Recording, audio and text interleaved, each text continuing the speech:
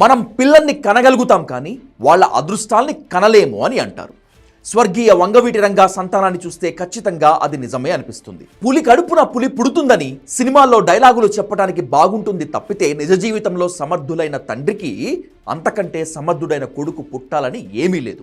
అంతేకాదు, తండ్రి నాయకత్వ లక్షణాలు, ఓర్పు, సహనం కూడా పిల్లలకు రావాలని కూడా లేదు. వంగవీటి రంగా కొడుకు కూతుర్ని చూస్తే ఎవరికైనా ఇలాగే అనిపిస్తుంది.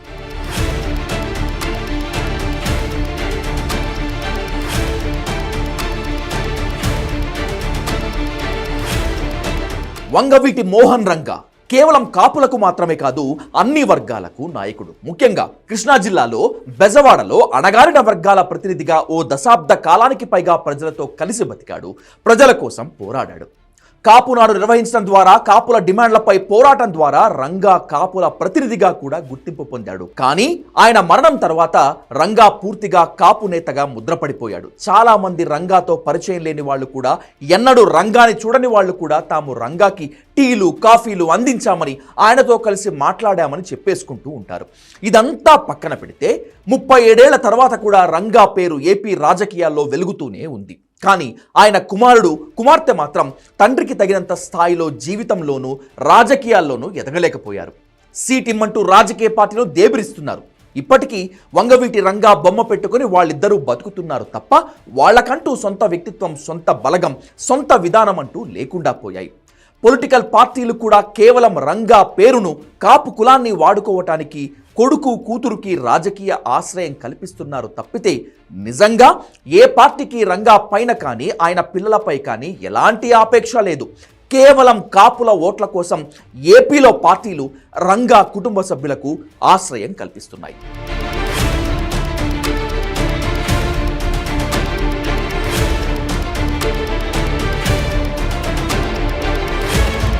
రంగా కొడుకు వంగవీటి రాధాకృష్ణ ఏ స్థాయిలోనూ తండ్రికి సరిపోడు. 25 ఏళ్ల రాజకీయ జీవితంలో రాధా ఒక్కసారి మాత్రమే ఎమ్మెల్యే అయ్యాడు.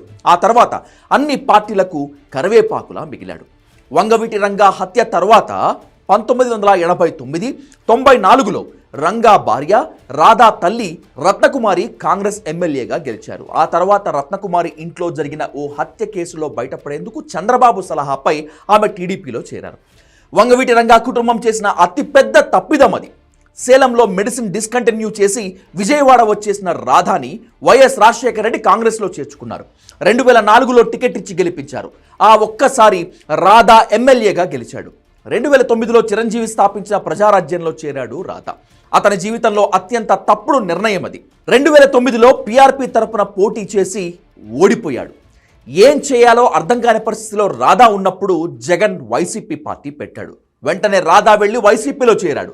2014లో టికెట్ ఇచ్చారు, అప్పుడు ఓడిపోయాడు. సరిగ్గా 2019 ఎన్నికలకు ముందు తనకి వైసీపీలో ప్రాధాన్యం లేదని తిన్నగా వెళ్ళి టీడీపీలో చేరాడు.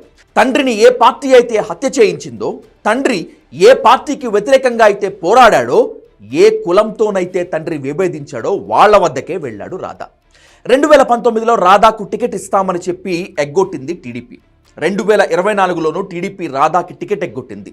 జనసేనలో వైసీపీలో చేరటానికి రాధా పెద్దగా ఆసక్తి చూపలేదు. జనసేన, వైసీపీ కూడా రాధాను చేర్చుకోవటానికి ఆసక్తి చూపించలేదు. అంటే రాధా కేవలం వంగవీటి రంగా కొడుకే తప్పితే వ్యక్తిగతంగా ఎలాంటి ఇమేజ్ లేనివాడు. అతని వల్ల ఉపయోగం ఉండదని పార్టీలు అభిప్రాయానికి వచ్చేశాయి. 2019 నుంచి పార్టీలో ఉన్న ఇప్పటి వరకు రాధాకి ఒక్క పదవి కూడా ఇవ్వలేదు టీడీపీ. గత్యంతరం లేక టీడీపీలోనే కొనసాగుతున్నాడు రాధా. ఇక వంగవీటి రంగా కుమార్తె ఆశా కిరణ్ కూడా రాజకీయాల వైపు ఆసక్తి చూపిస్తున్నారు. ఇప్పుడిప్పుడే ఆమె జనంలో తిరుగుతున్నారు. వంగవీటి ఆశా కిరణ్ రాధా కంటే బెటర్ అని ఆమెని వైసీపీలో చేర్చుకునేందుకు ఆసక్తి చూపిస్తున్నారు జగన్. ఆశాను వైసీపీలో చేర్చుకొని 2029లో విజయవాడ సెంట్రల్ నుంచి బరిలోకి దింపే అవకాశము లేకపోలేదు. ఏది ఏమైనప్పటికీ వంగవీటి రంగా వంటి పాపులర్ లీడర్ సంతానం ఇన్ని పొలిటికల్ పార్టీలకు కరివేపాకులాగా మారిపోయింది.